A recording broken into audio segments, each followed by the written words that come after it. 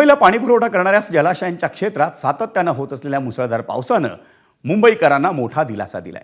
मुंबईला पाणीपुरवठा करणाऱ्या 7 जलाशयांमध्ये मिळून सध्या 62% आसपास पाणीसाठा जमा झालाय। या 7 जलाशयांमध्ये मिळून आज सकाळी 6 वाजेपर्यंत 61.90% पाणीसाठा जमा झाला होता। गेल्या 24 तासात या 7 जलाशयांमधल्या पाणीसाठ्यात 4.15% वाढ झाली।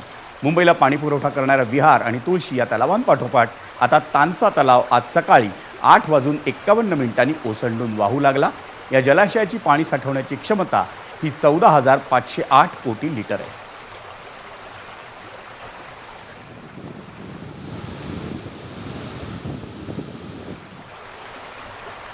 आपण पाहूया मुंबईसाठीच्या जलाशयांमधला सध्याचा पाणीसाठा।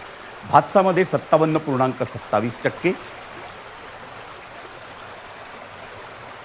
तानसामध्ये 97.96%। हा सकाळी 6 वाजता आहे, पण आपण पाहिलं त्यानुसार 8:51 ते धरण वाहू लागलं। मोडकसागर 90.12%, ऊर्ध्व वैतरणा 39.04%, मध्य वैतरणा 53.01%, विहार 100% आणि तुळशी 100%।